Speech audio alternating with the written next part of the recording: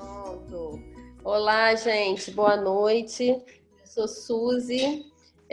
Meu nome é Suzy Salvador, mas eu sou de Niterói, Rio de Janeiro. E sou psicóloga de formação aqui da Universidade Federal Fluminense. E tenho atuado aí numa parceria com o Júlio, que é da universidade, na Faculdade de Medicina. E a gente faz um projeto para alunos e tanto o corpo docente, para a comunidade da universidade, né, da UF. E hoje a gente vai dialogar um pouco aí sobre a meditação e o Reiki. Boa noite, prazer. Tá todo mundo ouvindo bem aí? Qualquer coisa vocês interrompem. Então, ok, vamos lá. E vamos fazer pelo menos um instante de silêncio. A gente não vai começar com uma meditação, mas como o tema é meditação, eu acho que Eu ia sugerir isso, senão eu ia sugerir isso para a gente aterrar aqui. Pois é, sim. Porque como a gente tem a meditação na veia, é até difícil a gente começar sem meditar pelo menos um instante, né? Então, eu convido todo mundo a fechar os olhos por algum instante, sentando confortavelmente, deixando a coluna alinhada, se conectando agora no presente, desligando os fios que nos ligam a todos os nossos afazeres, aos afazeres de hoje que já se passaram, aos afazeres que muitas vezes estão aqui também a serem feitos. Não importa, importa apenas o aqui e agora, esse contato com seu corpo. Inspirando profundamente. Expirando, soltando o ar. Nessa imensa gratidão por termos espaço de encontro, de conhecimento, de cuidado conosco, de cuidado com o outro. E abrindo então os nossos canais, os nossos chakras, nossos canais de percepção, de condução da energia cósmica, do Reiki. Desde o primeiro chakra. E vamos aí passear pelas cores do vermelho, laranja, amarelo, verde, rosa, azul, azul índigo, violeta. E nos percebendo como canais desse arco íris que encanta e que mesmo por algum instante faz-se presente, inundando a nossa alma de alegria, de bem-estar e de equilíbrio.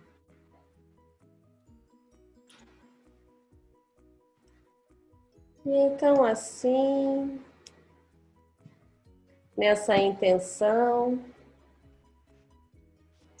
vamos trazendo a nossa presença para o aqui e agora, aonde eu estou, o que eu estou fazendo agora, e que possamos sair desse encontro melhores do que chegamos, na consciência do bem, aqui e agora nessa existência, respirando profundamente, abrindo os olhos.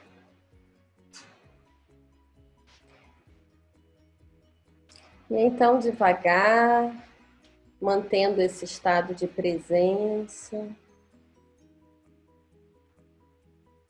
de profunda gratidão, que possamos partilhar um pouco das nossas experiências. Bem, o meu encontro com a meditação, ela foi acontecendo ao longo da minha formação em psicologia, né? E uma vez eu fui fazer um curso de psicomotricidade e eu comecei a entender o que era a consciência corporal, né? Então, era uma condução de respirar e mover o corpo lentamente, entender os movimentos, ou pausar e ir retornando ao seu tempo, né? A sua linha de tempo, até que você voltasse a ser criança e passeando pelas suas memórias. Tive encontros meditativos, que eu poderia chamar meditativos, que foi na igreja, né, na condução de orações, onde também é um encontro meditativo de muita união com o sagrado, com essa sensação da energia cósmica e do todo. E depois, mais tarde, e já mais profundamente, em alguns mergulhos, né, em algumas imersões num ashram, na Índia, aonde eu viajei, muito voltada para a minha intuição, porque eu tinha essa intuição. Quando eu era criança, eu dizia que um dia eu ia morar num mosteiro, que eu ia para o alto das montanhas. E aí a minha vida tomou um rumo dessas que a gente sabe onde a gente é puxado, e eu acabei parando. Eu ia para a Índia, estudei medicina chinesa, tive a oportunidade de ir para a China, mas achava que não era a acupuntura que eu queria aprender no Oriente, era uma outra coisa. E aí eu fui num grupo que eu conheci: vamos para a Índia, vamos para a Índia? Vamos. E quando eu estava lá no avião, lá no alto, o pessoal começou a falar do ashram. E aí que eu fui tomando consciência de onde que eu estava indo. E aí eu fui pela primeira vez à Índia, em 2015, fiquei 20 dias e tive assim encontros profundos, assim, de desapego mesmo, né, do ego, de entender aquela cultura onde tudo que eu achava que era impossível acontecia e funcionava, e aquele tumulto, e ao mesmo tempo as pessoas super presentes no aqui e agora, e esse papo de namastê, né? De meu Deus, saúde o seu Deus. E eu sentia o olhar das pessoas me vendo e realmente me senti Deus ali na frente deles. Caramba, que profundo! E aí voltei impressionada e assim eu retornei, né? Primeira vez foram 20 dias, da segunda vez foram 40, da terceira vez foram 60, da quarta vez foram 90, até que da última vez eu fiquei um mês só, que eu fui com a minha filha e ficamos só um mês passeando e retornando. E retornamos. Mas então, ao longo dessas idas e vindas, eu fui entendendo a meditação, né? Eu fui entrando no ashram e vivenciando a meditação profunda, fazendo retiros, inclusive de silêncio, e voltava para o Brasil, para o meu cotidiano, com aquela oscilação. Caramba, você medita, você entra num estado de paz e aí você volta para o seu cotidiano. Qual é a mesma intenção disso? Como que isso funciona? E na minha prática clínica, voltada para o autoconhecimento e também para o alívio, né? E para a orientação e educação das pessoas para aprenderem a lidar melhor com sentimentos e emoções. Então, gente, assim, eu entendo que a meditação, ela é uma lapidação. Ela é um exercício mesmo, né? Por mais que as pessoas achem, ai, que legal meditar. Não, é difícil você meditar mesmo, né? E a gente não deve esbarrar e voltar nessa dificuldade. É um trabalho profundo de ir, eu chamo de ir brincando. Vamos brincar, vamos sentar, vamos ficar parado um tempo, vamos ouvir uma música. E à medida em que você vai aprofundando, você vai cavando as suas próprias dificuldades, né? E você vai encontrando as suas tensões em muitas camadas. Então, você para por um tempo, aí você encontra o seu tumulto cotidiano, depois você vai encontrando lembranças que doem, depois você começa a chorar sem entender por quê, e aí depois você vai passando por camadas profundas, até que você possa mesmo encontrar o que a gente espera que seja encontrado, que é essa sensação de união com a energia cósmica. É quando você realmente percebe o seu corpo, o lado de fora, aí você chega a um momento que você já não percebe mais o que está fora e o que está dentro.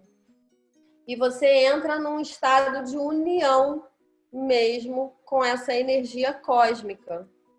E você retorna altamente nutrido energeticamente.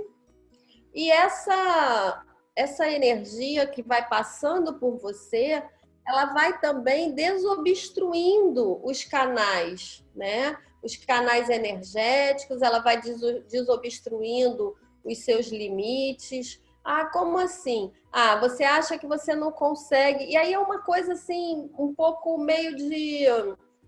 Eu percebo que é uma coisa meio assim de desafio. Não, eu consigo mais do que 10 minutos. E aí você vai, daqui a pouco você se distrai, você se convence. Então é uma atitude de determinação. Eu vou aprender a meditar. E se permitir também entrar na dança, entrar na música, entrar no lúdico, entrar nesse mundo imaginário que a gente que a gente aprende tanto a dissociar, né, a estar fora e deixar a imaginação para as crianças. E aí, quando a gente começa a entrar no nosso mundo inconsciente, lá nas nossas profundezas, a gente entra para um mundo imaginário. E se a sua mente cognitiva bloquear, você vai entrar em dores. Mas se sua mente lúdica permitir, você vai entrar em histórias que você conta para você e que você acredita, mas que não são únicas. E essa que é a maravilha da meditação, porque você, à medida em que vai encontrando histórias, você vai também transformando histórias. E aí você vai encontrando novos personagens e novas histórias que você não sabia que estava ali. Eu costumo brincar com os pacientes e falar que a mente é meio como um cortiço, né? Ou um grande castelo com muitas portas e casinhas. E se você chegar numa e voltar, aí tá muito suja, não vou limpar essa não, e fechar e sair correndo, e aquilo vai ficar lá, né? Impregnado. Então, a brincadeira é essa, é de você se permitir e buscar. Eu penso que, em termos de método, não existe um método, cada vez mais estão surgindo novos métodos e novas formas de meditar. Meio que, na minha época, tinha um comercial, né? Existem 1001 maneiras de se tomar Neston, invente a sua. E até que você chegue aí a um ponto em que você pode...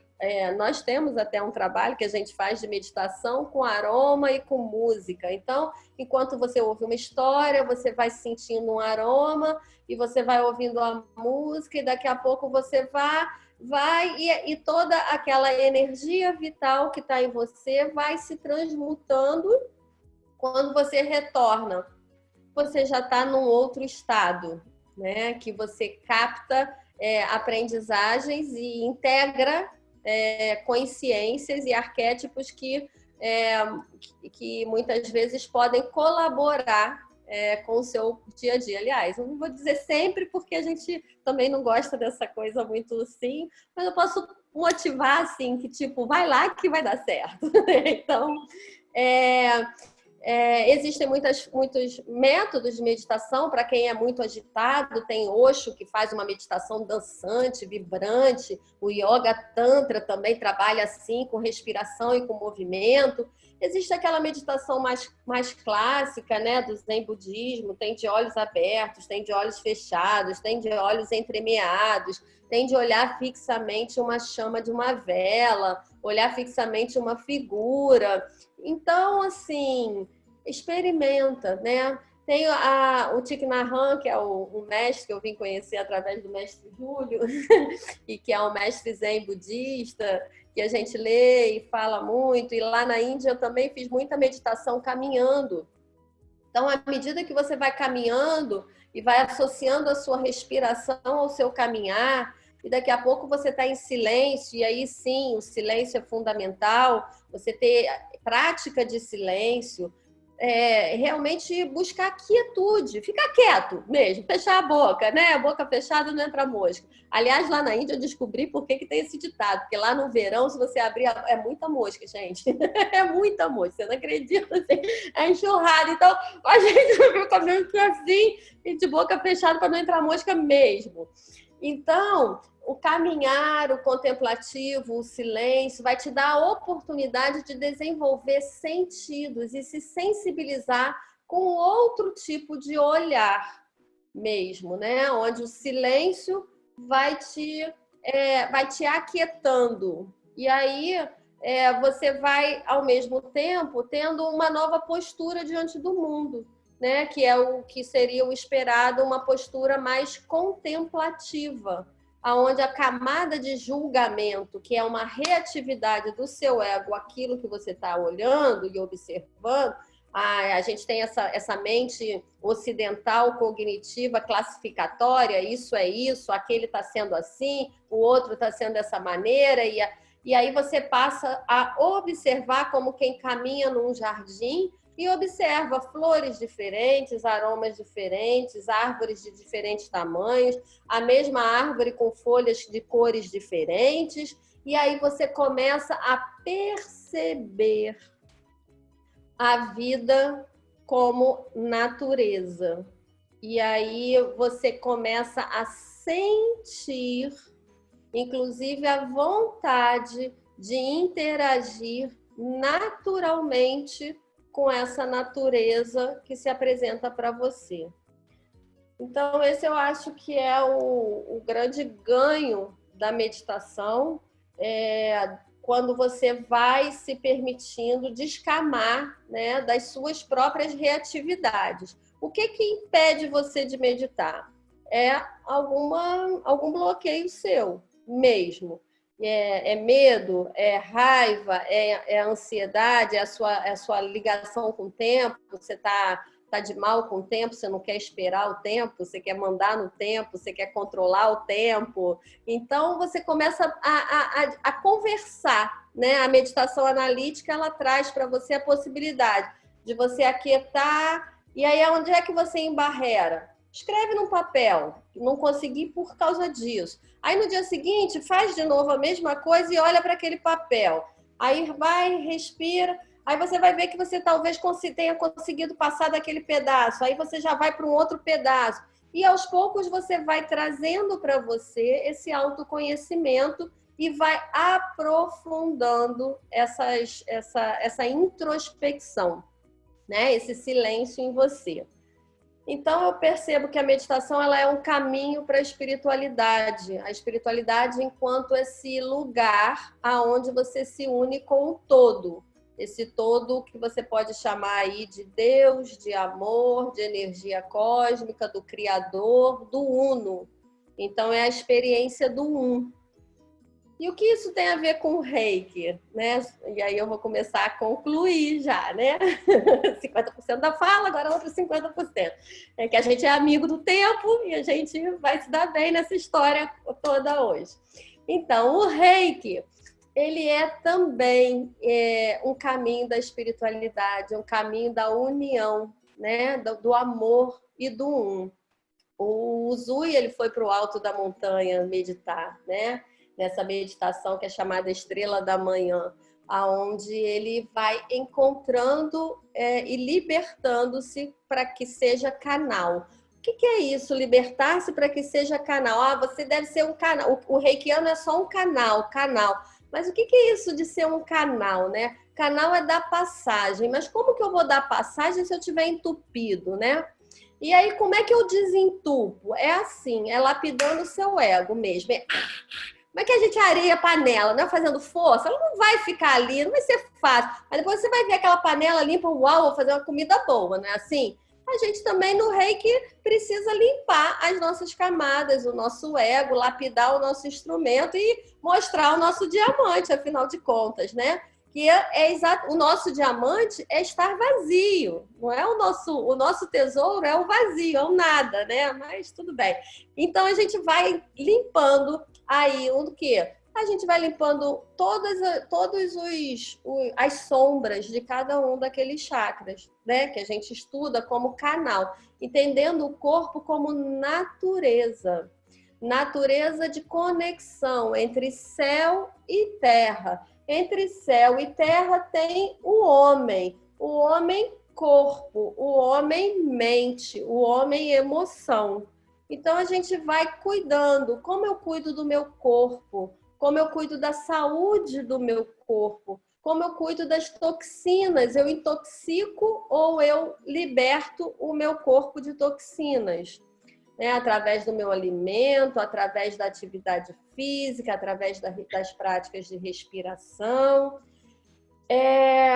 da minha mente, o que eu ando pensando, como eu ando nutrindo meus pensamentos, o que eu aprendi, como estão as minhas crenças, as crenças julgadoras, principalmente, de certo e errado, a mente que me limita, a mente que me traz sentimentos e vontades competitivas ou colaborativas. Como é a minha mente? Como que minha mente foi formada? E para onde eu direciono a minha mente? Como eu ocupo e do que eu ocupo os meus pensamentos?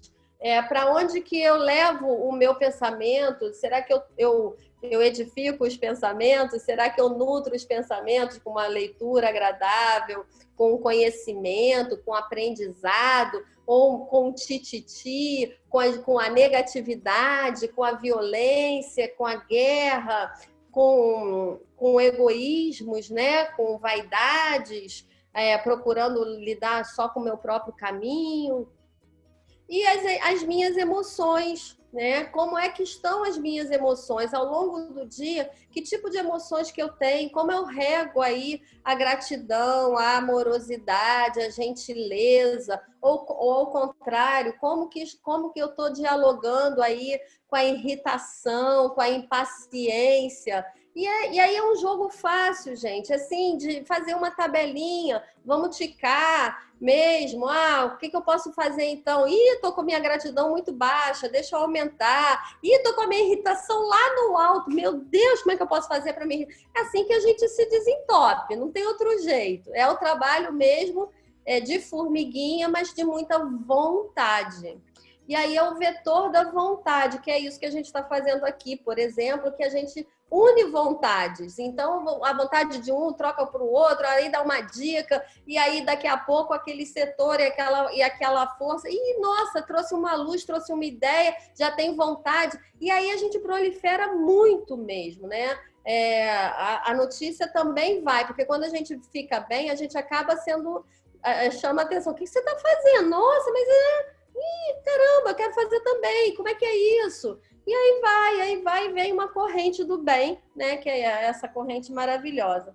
Então, o Reiki, ele também ser canal, ele é essa lapidação e é através do aprofundar em si que a meditação proporciona também, né?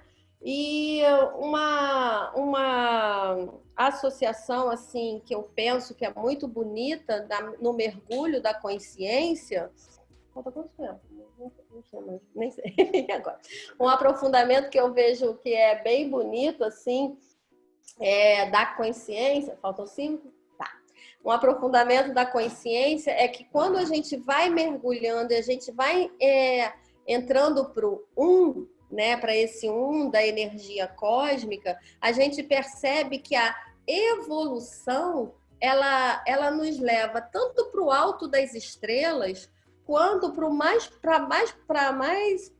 o mais profundo e ancestral do reino da existência, do homem, animal, mineral, vegetal e mineral.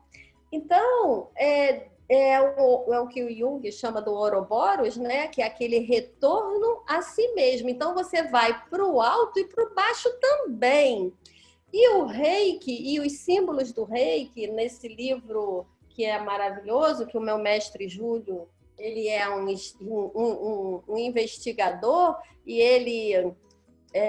a gente degusta esse livro, porque ele não é um livro fácil, mas ele fala dos mistérios, dos achados, dos símbolos do Reiki, e ele vai lá para a ancestralidade mesmo do budismo, dos xamãs e do shintoísmo, de épocas muito distantes. Então você entra em contato com esse homem pré-histórico, onde a linguagem ela é simbólica, e a maneira de trazer o significado do céu, do alto, né, do cosmos, para a matéria, vem através do som, do mantra e do yantra, e do risco, que é um desenho.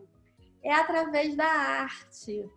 E a arte é algo que está no espaço entre o céu e a terra. Ela está meio na matéria e meio na não matéria. E a meditação e o Reiki nada mais são do que trânsito, né? Esse caminho, essa ponte, esse canal que oscila, que vai e que volta.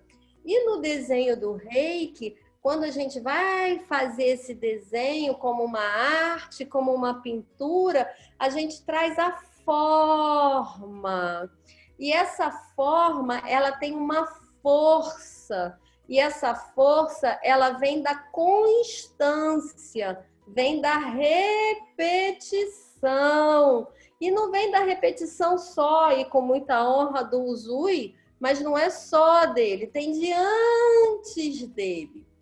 E aí tem um pedacinho aqui, por exemplo, do segundo símbolo do rei, do símbolo, eu não vou falar o nome porque eu sei que tem gente aqui que ainda não fez, aí a gente tem esse gostinho que é um mistério, faz para descobrir, né? Então a gente não vai contar tudo, mas a gente tem aí um segundo símbolo que é ligado muito, é tão profunda a cura do Reiki e o caminho do Reiki, o entendimento como uma chave que abre portais. Portais, porque tem muitos mundos ali nesse cosmos, e cada símbolo vai te levar a ter acesso a um desses mundos. E esses mundos, eles têm segredos, eles têm códigos, eles têm mistérios, e é nesses mistérios que a gente encontra a cura, né? Essa possibilidade de uma nova ordem para trazer a reconexão desse humano do aqui e agora com esse lugar que está lá nesse desenho, que esse desenho abriu como acesso. E aí um deles é o do fogo. Estão pedindo para mostrar o livro novamente, né? O grande livro de símbolos do Reiki. É um símbolo que leva e que significa fogo. Então, se a gente imaginar nesse homem pré-histórico olhando o fogo e percebendo o poder do fogo de transmutação, e ele chama a chama do fogo, né? Para que essa cura aconteça. Então, quando o Reiki está no silêncio, ele está no processo meditativo, ele está se comunicando, ele está numa linguagem que é a linguagem cósmica, que é a linguagem da luz, que é a linguagem do amor, né? Da pureza e das múltiplas possibilidades que ele vem se conectando e trazendo o acesso, assim como a meditação faz também. Então, é isso assim que eu posso falar da ligação que eu vejo entre o reiki e a meditação. A gente tem utilizado... Bom, eu medito, eu digo para a Júlia que a nossa vida é meditação, a minha vida, depois que eu entrei para isso, eu considero que a minha vida é uma vida contemplativa, que é uma vida meditativa. Acho que, sei lá, 90% do meu dia eu estou meditando, eu medito muito, e é como o Thich Nhat Hanh fala, né? A meditação é o estado de presença do aqui e agora, é poder estar se lapidando. E quando eu falo isso, não é dizer que existe só pureza em mim, não, mas é dizer que sim, existe consciência das impurezas, né? E isso também é meditar. E poder ter essa consciência dos seus limites, do que você faz, do que está certo, do que você considera que foi bom, do que você precisa melhorar. E é o processo do caminhar meditativo. Durante o projeto da UF, a gente faz esse trabalho de meditação, a gente faz a autoaplicação e a gente passa isso para as pessoas que se inscrevem para receber o reiki.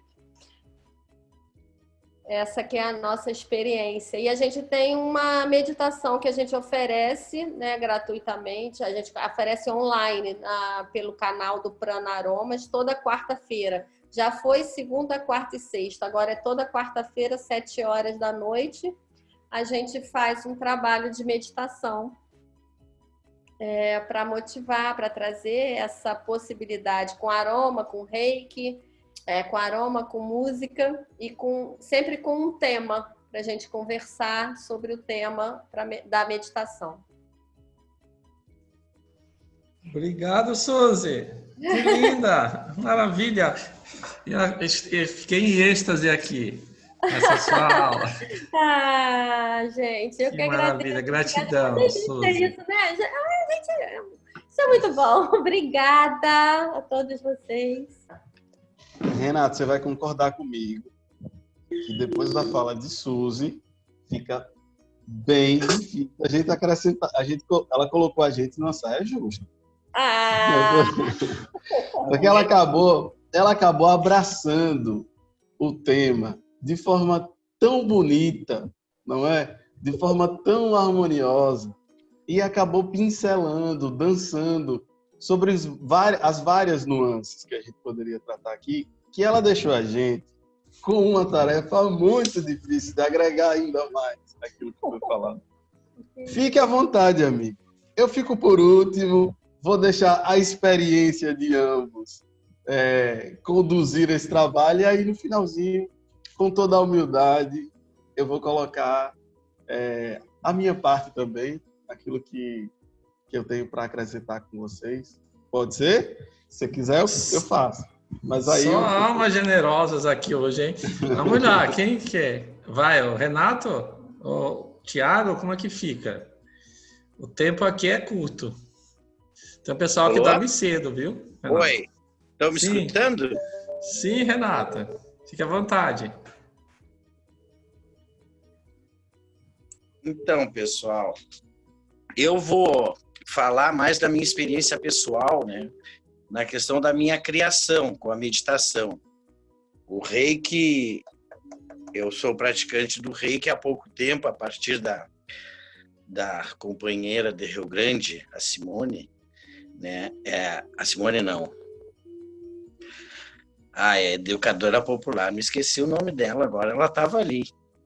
É parceria da Simone, da Educação Popular e Saúde. Mas eu me criei... Michele, perdão. É a pandemia que eu estou ficando louco com essa pandemia. Então, eu comecei... eu nasci numa família, no Instituto Agronômico, que eram os descendentes de negros e de índio. Então, eu fui criado, eu tive a benção de, até os 7 anos, conviver com a minha bisavó, que era índia e filha de negro. Então, a meditação para nós é tudo, né? Na questão da criação. Porque nós, quando criança, nós tínhamos que meditar para caçar. Eu lembro das lições que eu, como eu era um dos menores, eu sempre, na hora de caçar, eu agia antes. E ela dizia toda noite, no final da tarde, na volta do fogo, ela dizia para nós que nós temos, dentro de nós temos 2 lados, né? Hoje eu entendo como você tem a ação e a reação. Então você tem que encontrar o equilíbrio, ele dizia para mim sempre. E eu não conseguia, né? Então chegavam os momentos que eu não podia nem ir caçar porque eu agia antes. E ela me dizia sempre, né? Não, você tem que meditar, você tem que se encontrar, respirar.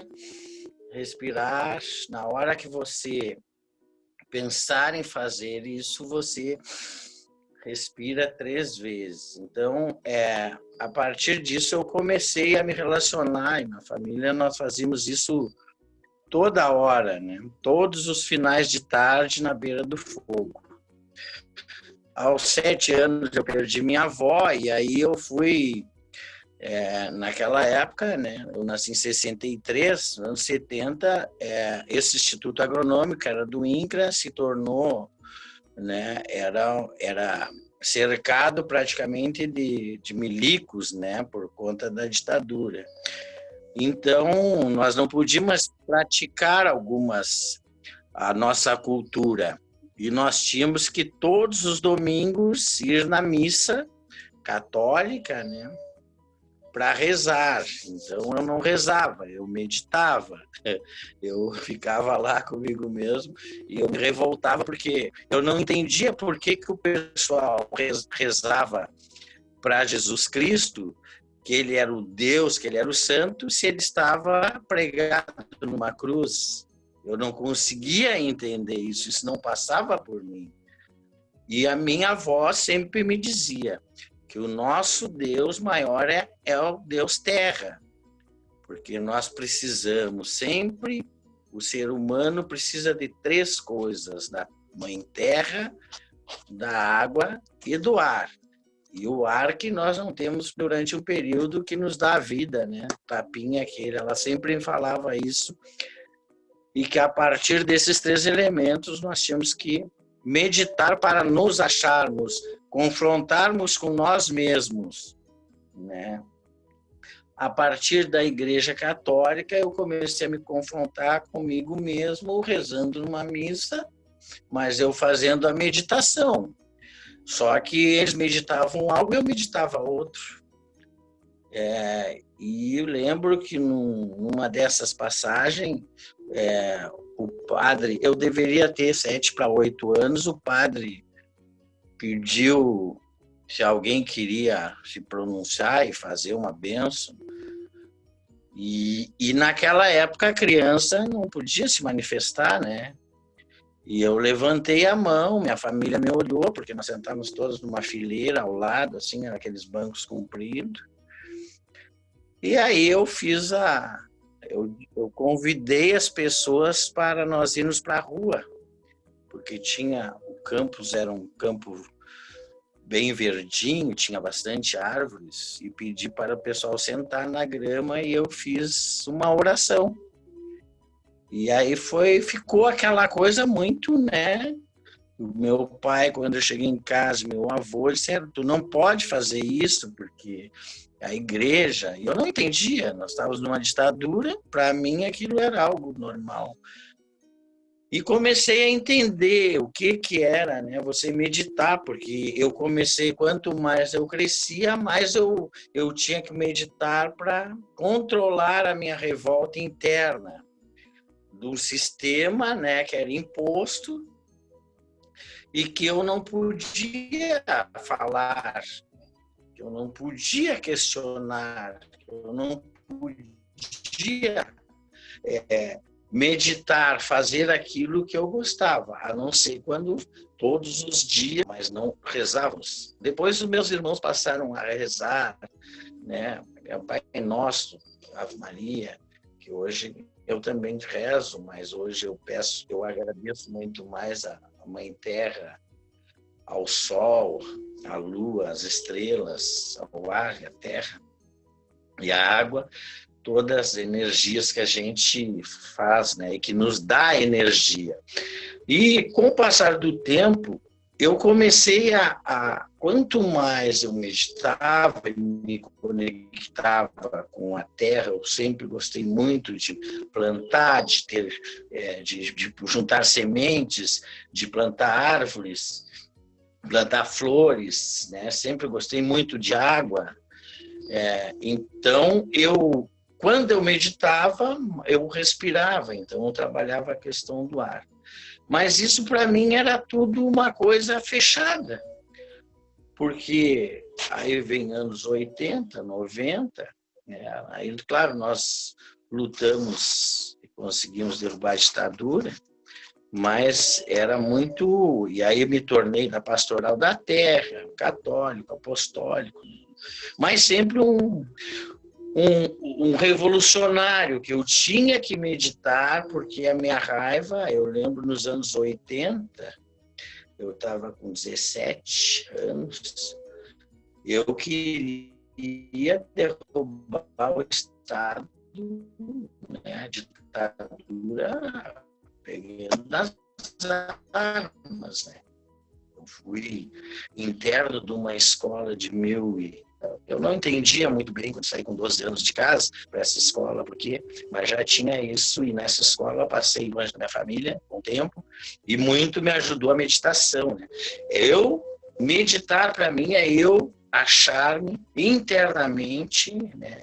Conseguir me desligar realmente das coisas materiais, né? Conseguir realmente não deixar que o ódio entre no meu coração e domine, que a raiva me domine, e que eu consiga tratar as pessoas como eu gosto de ser tratado, de fazer o bem independente de quem. Isso é muito difícil, a gente falar é muito fácil, mas no agir, o ser humano é muito egoísta, e a meditação, ela me ajuda nisso.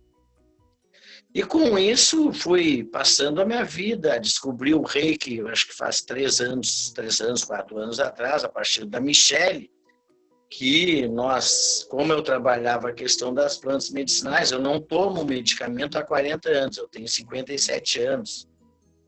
E as plantas, para mim, né, eu sempre fiz essa luta, junto do SUS também, né, o primeiro médico de família que teve no meu bairro, que se tornou depois, esse vilarejo se tornou uma universidade, que é a Universidade Federal de Pelotas, né, e que se tornou uma cidade hoje, que é Capão do Leão, mas tinha os bairros que eu morava dentro depois da universidade, acabei sendo criado ali.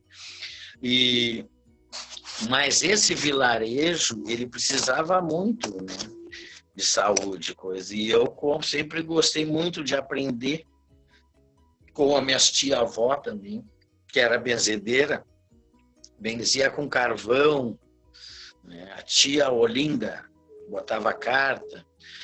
E eu eu sempre fui apaixonado por isso, né? Não entendia muito bem o porquê disso, mas hoje eu entendo que vem toda uma questão dos ancestrais, da família, né? Que se diz que a fruta não cai longe do pé. E aí me integrei na saúde, me formei professor, fiz o esquema 2 na época, de 88, com a 9LDB. Depois trabalhei até 92 dentro da educação, e aí rompi também com o município na época, e fui trabalhar dentro das organizações dos movimentos sociais. Ajudei a construir um movimento sem terra na minha região, ajudei a construir um movimento pela moradia na região sul, fui um dos organizadores de ocupações urbanas para moradia, né, para o pessoal carente, para as pessoas que necessitam. E aí, junto com isso, né, nós chegamos a ter acampamentos, 1.000 famílias. Então, nós tínhamos que ter ali alguém que fizesse uma bênção, que desse, né, que a partir do seu corpo, da sua energia, conseguisse aliviar algumas dores. E aí, quanto mais eu meditava, mais eu conseguia passar uma energia boa. Mas eu nunca fiz isso enxergando que aquilo acontecia. É uma coisa muito... era difícil para mim, né? E quando eu fui num encontro de educação popular em saúde, em Rio Grande, tive o privilégio de conhecer a Michele, que eu tinha esquecido o nome, e a Michele, e aí nós tivemos uma prática lá, reunimos para falar, cada um falando da sua cultura, como eu trabalhava com plantas medicinais, o pessoal não sabia dessa minha prática mais, né, de família, né, e de meditação, e aí me apresentaram o Reiki, né. Então, na hora, foi conexão direta, né? E a partir aí comecei fiz o Reiki 1 e depois comprei vários livros, uns símbolos, leio bastante toda hora, pratico bastante. Mas sempre eu trabalho a questão da meditação não existe a receita para mim. Você é a sua receita, né? Você meditar, você vai errar, logicamente, né?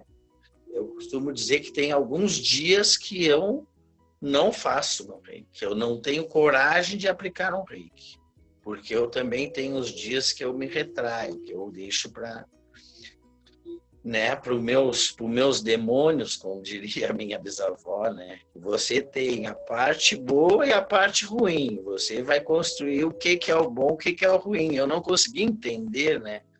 Uma hora era ruim, o ruim era o Estado que estava ditador, eu criança.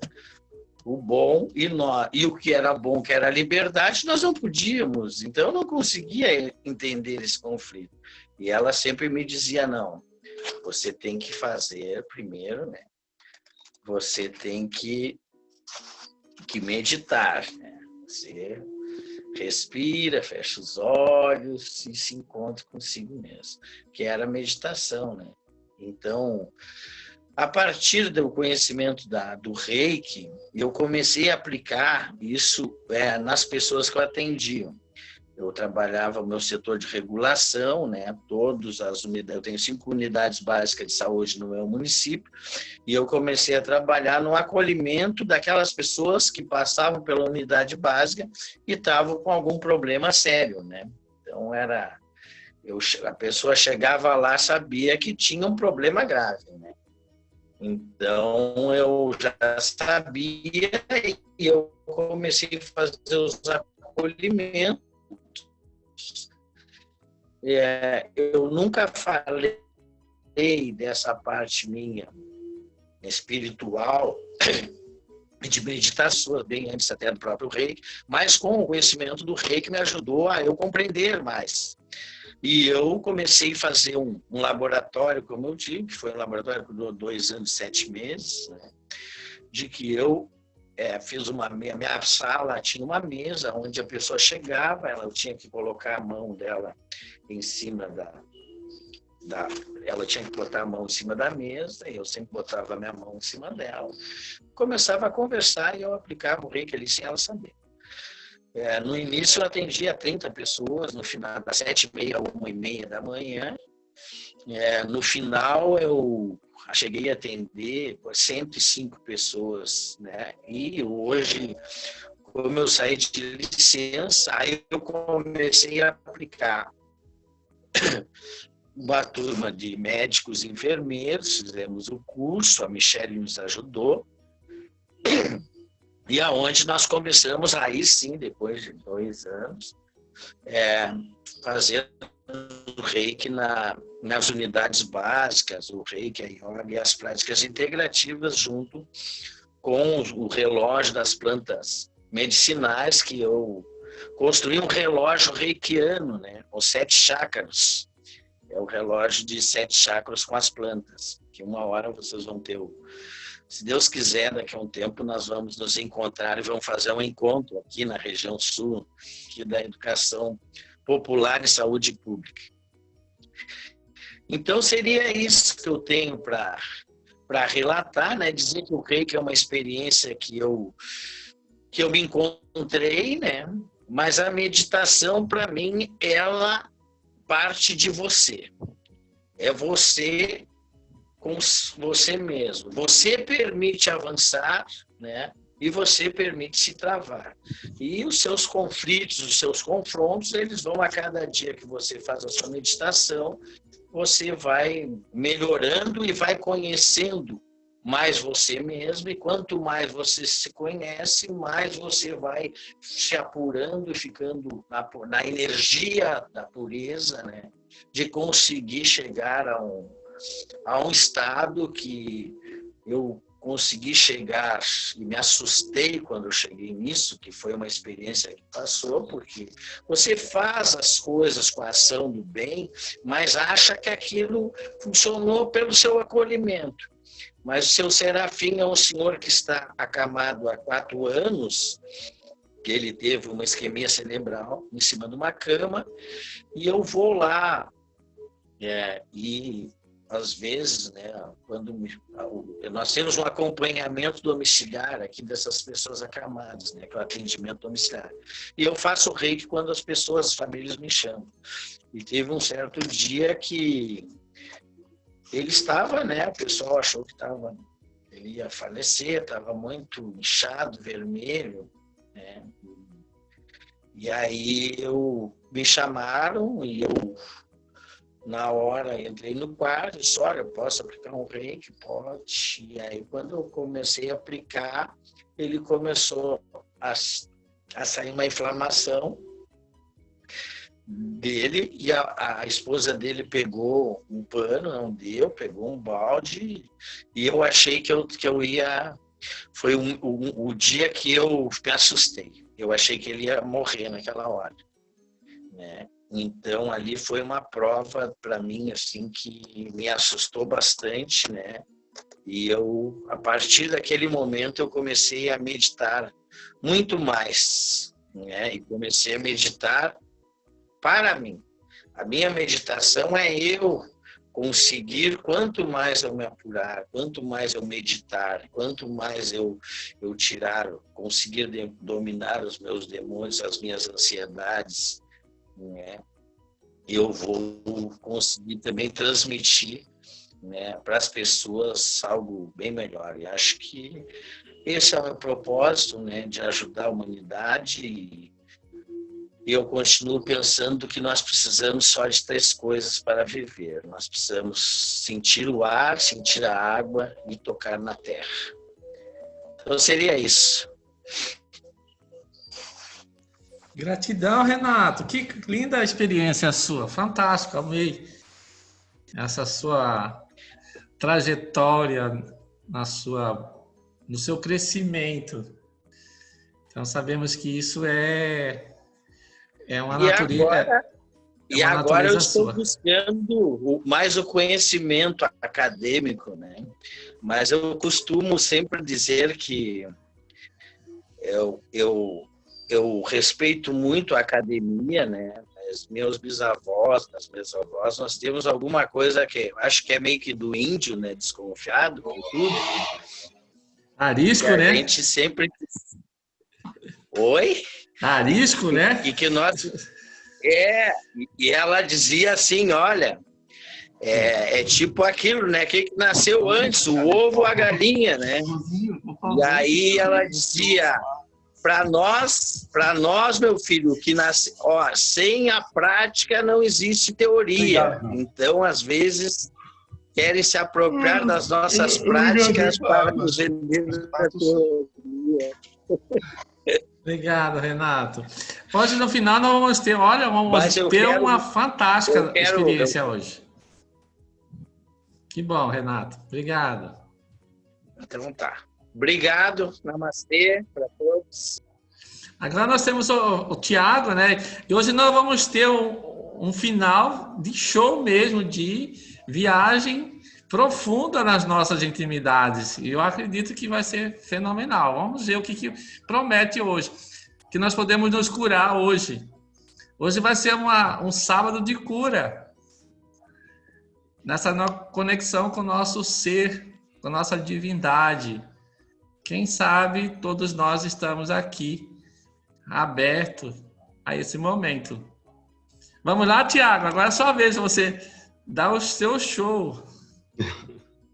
Obrigado, Luiz. Obrigado, Renato. Obrigado, Suzy. Pois é. O reiki e a meditação. A relação entre eles, como se conectam e como um retroalimenta o outro.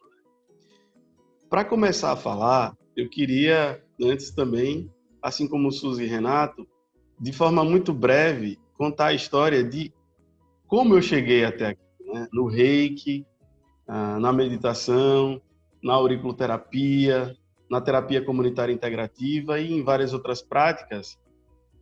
Mas a minha história é um pouco mais breve, recente, já que a experiência de Renato e Suzy são maiores, né, que a minha.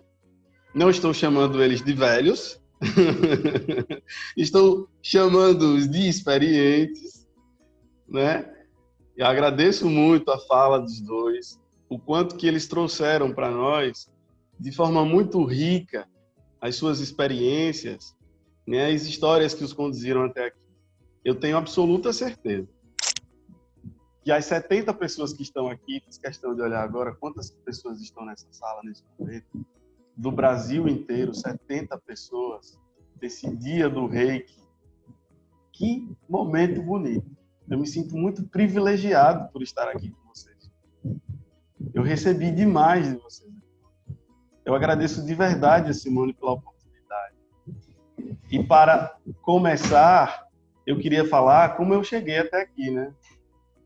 Eu sou aluno de odontologia da Universidade Federal de Sergipe e a vida me conduziu a ser um cuidador, né? Naqueles momentos em que o jovem se inquieta e começa o mergulho para dentro de si, começa a se encontrar, mesmo já tendo passado por outros cursos, outras vivências, outras práticas, a saúde me chamava. Trabalhar com a cura das pessoas, de mim mesmo e do mundo ao meu redor, do universo, transformando-o em um lugar cada vez mais harmonioso, a vida me conduzia para isso, como o meu dharma, né? Como a minha essência, como o meu propósito. De forma muito intensa isso se apresentava em mim. Mas na odontologia, assim como infelizmente colocou Renato, assim como o Renato colocou, infelizmente na saúde, na área da saúde, a gente acaba criando técnicos, pessoas técnicas. E assim como bem colocou Renato estava fora, está voltando aí agora para a cadeira, a saúde acaba fazendo, a saúde academia, acaba fazendo com que a gente se torne, dentro da minha área, por exemplo, em odontologia, infelizmente, um técnico em boca. A gente esquece, quando o paciente está sentado, que ali existe um ser humano, que muito mais do que o corpo físico que ali está presente, existem outros corpos, os corpos sutis. Existe um corpo mental ali na minha frente. Existe um corpo espiritual ali na minha frente. E não dá, portanto, para eu ignorar essas facetas do ser humano. O curso de odontologia me inquietou demais quando eu passei a perceber que o curso me moldava, me formatava para fazer com que eu aprendesse apenas uma cadeira de disciplinas, me limitando a olhar a boca. os dentes, a língua, a gengiva. E era muito mais do que isso que estava na minha frente. E essa inquietação, em uma disciplina que cursei de saúde coletiva, eu conheci as práticas integrativas da saúde, as PICs. E aí, eu encontrei a conexão. Eu estou entendendo porque o universo me chamou até aqui. Eu precisava passar primeiro por esse processo tecnicista, como tão bem colocou Renato, academicista, que por vezes tolhe de nós, profissionais da área da saúde, terapeutas, essa visão holística, essa visão macro que precisamos ter e que precisa ser lapidada no cotidiano. E aí eu comecei num mergulho das práticas integrativas. A primeira prática, a meditação. E é engraçado porque a meditação, e eu preciso colocar assim, que das várias práticas integrativas que existem hoje, reconhecidas pelo Ministério da Saúde aqui no Brasil, por exemplo, pela Organização Mundial de Saúde, como práticas válidas e já institucionalizadas nos vários sistemas de saúde que existem no mundo. Hoje, no Brasil, nós temos 29 práticas integrativas, mas existe um número infinito de outras várias que estão aí buscando serem testadas, monitoradas, avaliadas, aprovadas, para também serem inseridas. A meditação é uma das que a ciência se debruça em tentar entender o que é que acontece com a mente, o corpo e a saúde de uma forma geral dessa pessoa e desse ser que começa a meditar.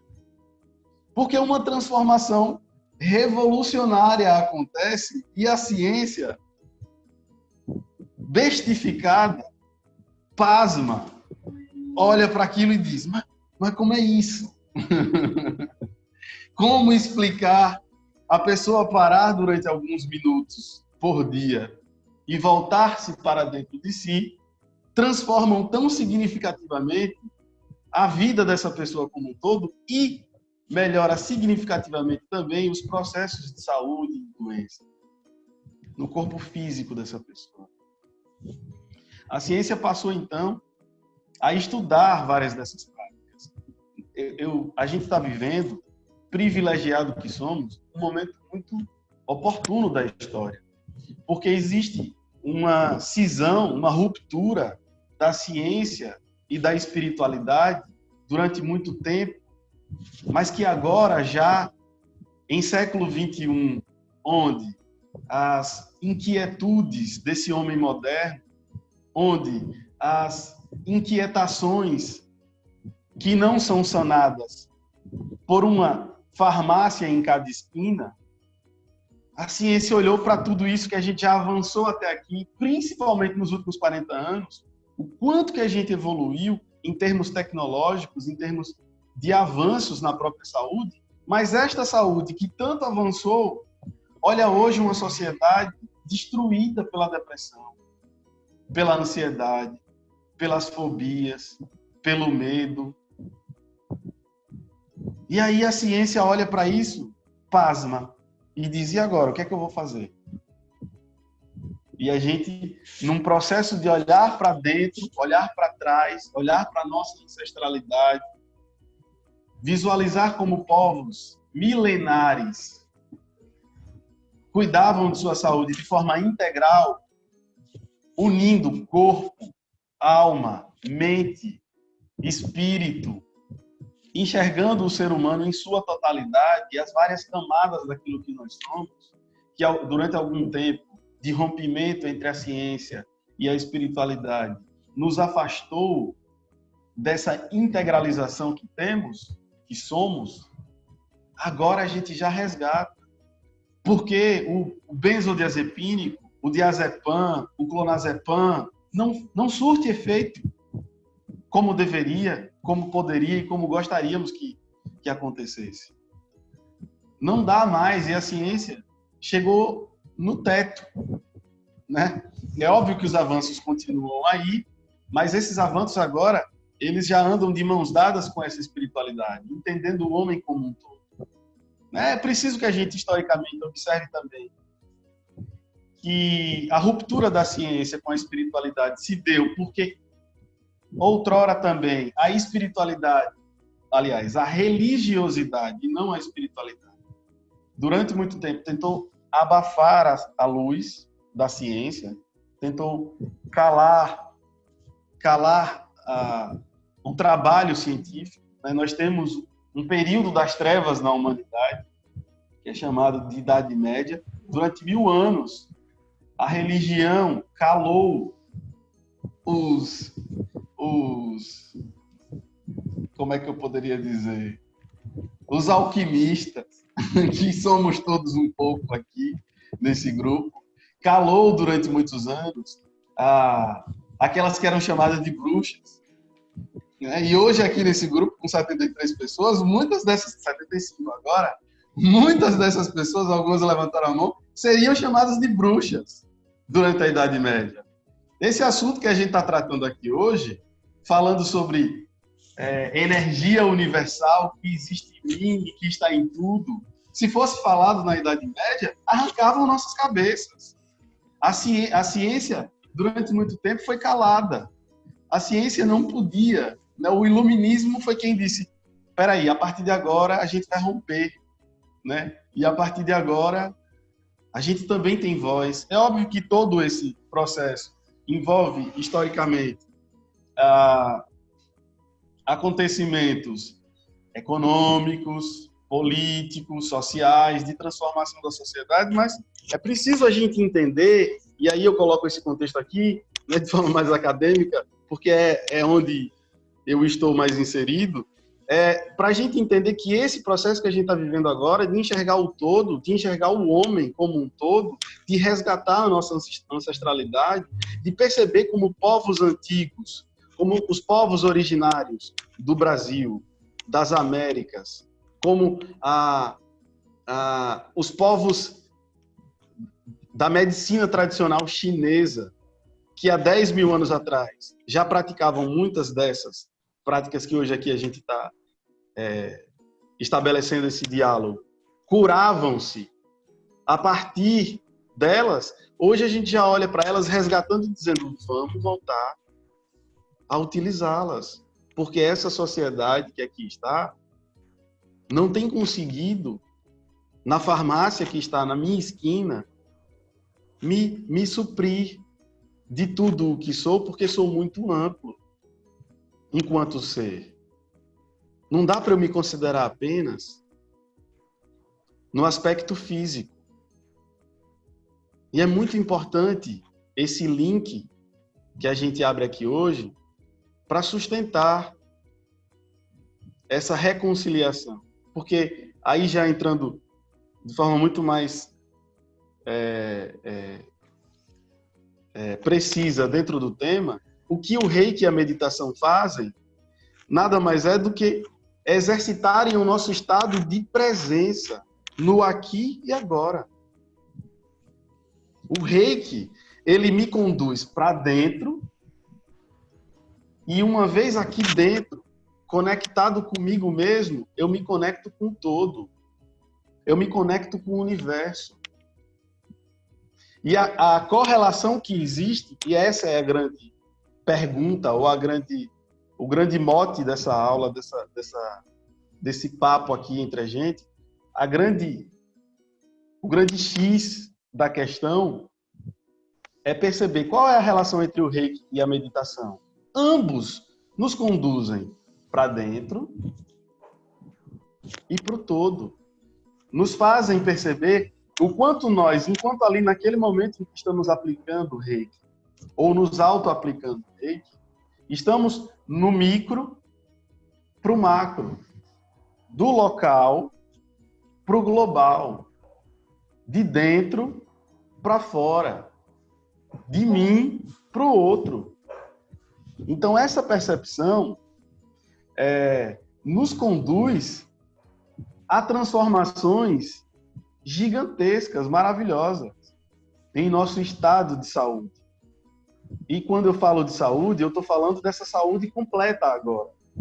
Dessa saúde, como a OMS já reconhece, dessa saúde que é entendida como o equilíbrio físico, mental, social, espiritual, porque não dá para a gente ignorar esses outros aspectos do que nós somos. E aí, alguns entraves a gente acaba travando, né, nesse processo. E quais são esses entraves? Algum deles é justamente essa dificuldade que a gente tem de fazer com que as pessoas, de uma forma geral, em nossos dias, entendam a diferença entre espiritualidade e religiosidade.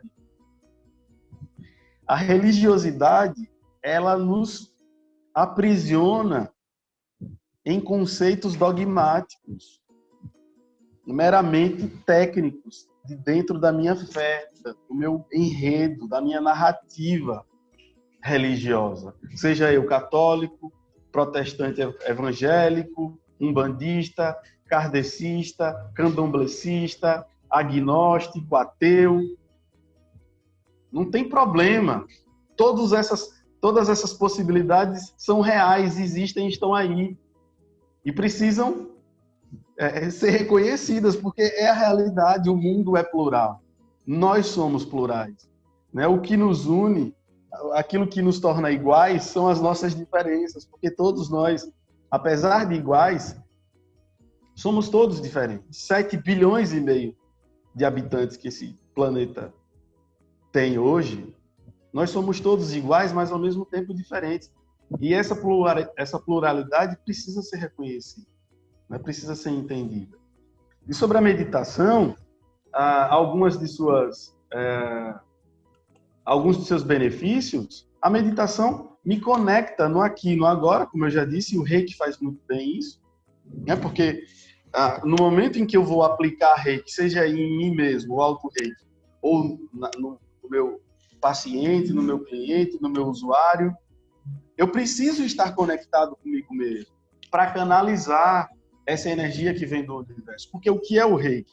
É você conseguir modular a energia que existe no todo, no universo, você reikiano, canal que é, né? Conversor que é dessa energia, né? Captando essa como uma antena, que é assim que o reikiano se coloca, como uma antena, aberta, conectado primeiro consigo mesmo, para se conectar então com o todo, e aí através dessa canalização, dessa recepção, dessa antena, nós convertemos essa energia, a energia positiva, boa, agradável, bonita e bela, que abunda no universo, para transmutá-la para aquela pessoa que está ali naquele momento.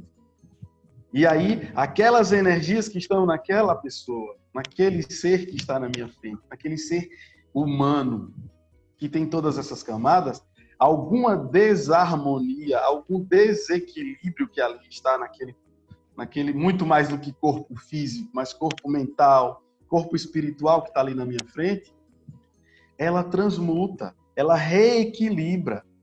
Você passa a ser, então, o canal desse reequilíbrio, né? O reikiano, vale a gente frisar, ele não é o solucionador, ele não é o guru, ele não traz, né, ele não detém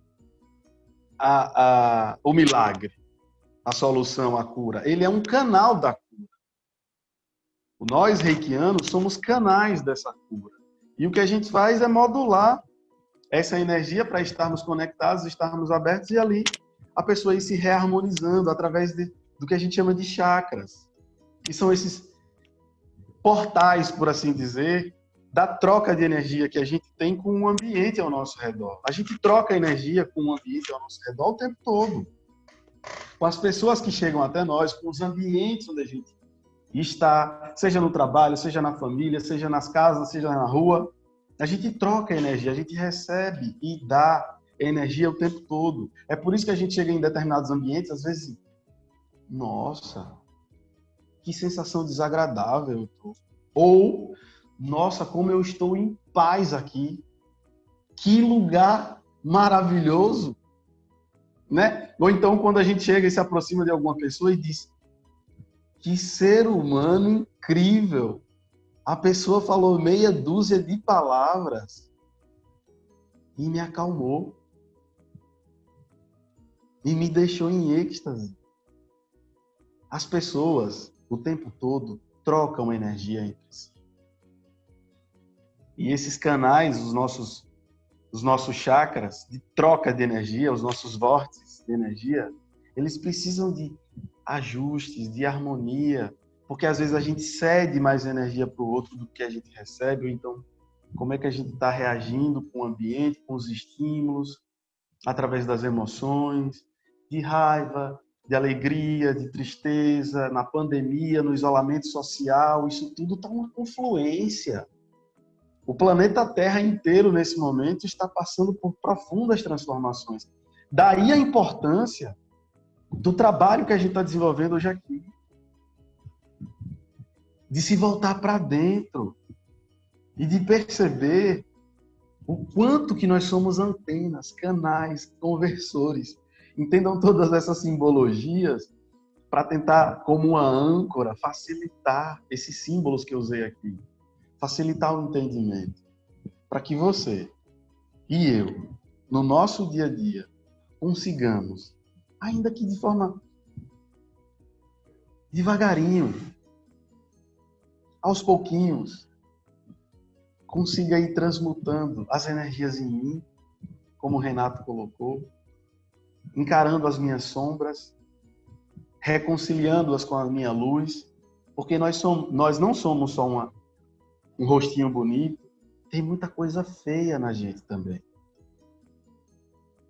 A gente sente inveja, a gente sente medo, a gente sente raiva. Mas não é negligenciando, negando e fingindo que isso não existe que a coisa funciona. Não é assim. Mas é reconhecendo que isso está em mim, eu sou humano. Que a gente vai trazendo luz e sombra. Ao mesmo tempo, percebendo essa reconexão, que eu vou transmutando e melhorando no meu cotidiano.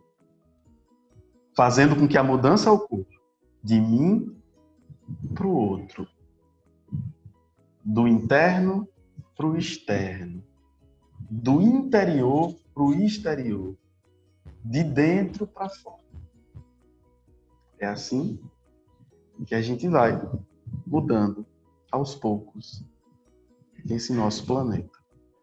Com a aula da Suzy, com o relato do Renato e a complementação do Tiago, minha filha, só êxtase hoje. Hoje é nada mais do que justo, né? O dia 15, em homenagem ao Dia Internacional do Reiki, né? Com essa nossa live, né? Fechamos com essa conexão com o nosso mestre Mikao Usui, buscando toda essa sua gratidão por a humanidade nos ter legado a sua canalização dessa energia que emana de cada um de nós, que ela é parte da nossa individualidade, ou é o todo da nossa individualidade, que somos essa simplesmente energia no tempo e espaço.